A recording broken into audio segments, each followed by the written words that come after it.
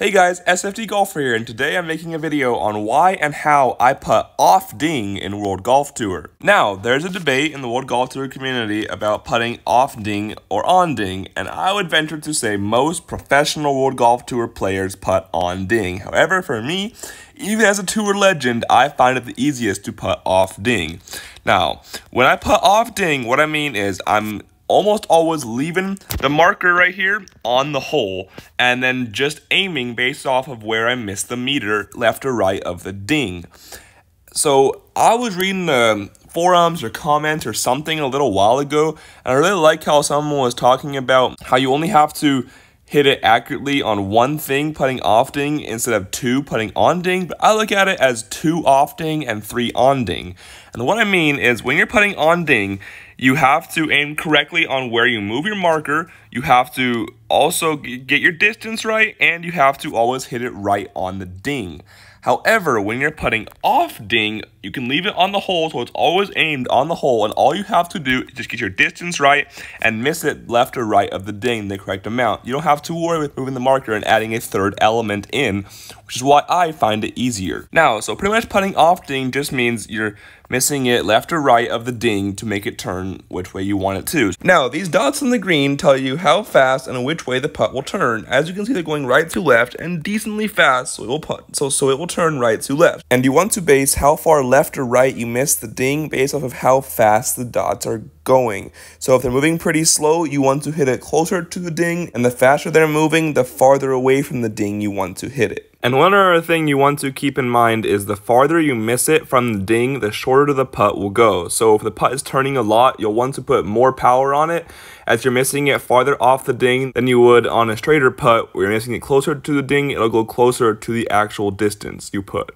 Now also, when you're putting downhill, you want to miss it a little farther off the ding than you would going uphill, as putts turn more going downhill than uphill. So this one, we're going to go ahead and put it like right around there. And we're waiting for it to get past the ding and then hitting it. And there we go. As you could see, we put it past the ding a little farther than you would uphill and put it the way it's turning right to left. So I missed the ding right to have it curve straight into the hole. I didn't have to move the aiming point at all. Now, like I just mentioned, going uphill, you want to miss the ding a little less since you're putting with more speed. The putts will not turn quite as much. So this one's going uphill 8 feet.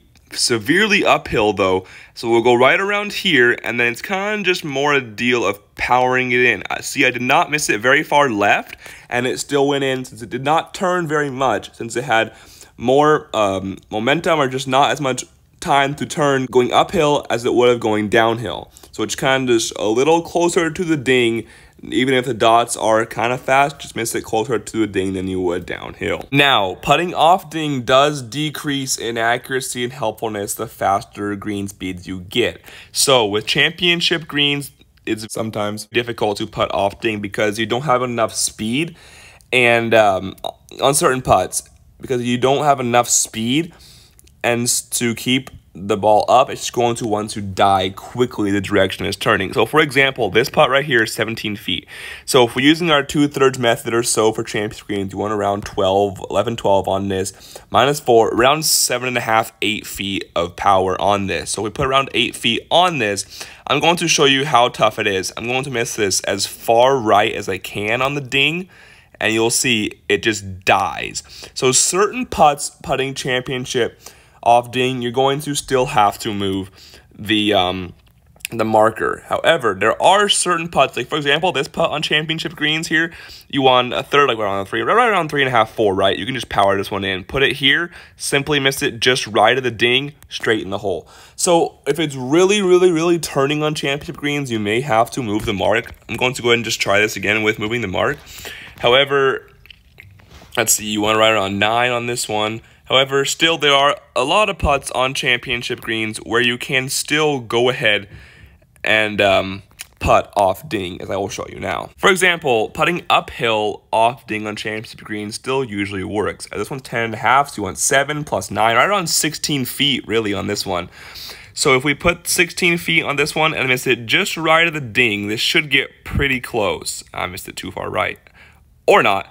So as you can see there, there are still a good amount of putts you can putt, especially uphill off ding. Even on championship greens, you just may have to move it certain times. However, anything I would say like 10 or 9 and under on green speeds, almost every putt you can putt off ding. There are probably a few you cannot. However, I would recommend mess around with it for you. If you like putting on ding and moving the marker, it's great for you too, as I would say most pros do. Whoever, for me, as more just the casual player, I love to putt off ding. I've experienced with it so much. The more you mess around, just like I said in the flop shot video, the more you mess around on where to miss the ding on certain putts, the easier it'll get for you. Anyways, guys, hope this was helpful. I know a lot of people may not agree with this video. However, it's just what I find the easiest and hope it can help you too. Thank you so much for watching. Let me know any ideas for videos in the future. And until next time, I will see you later.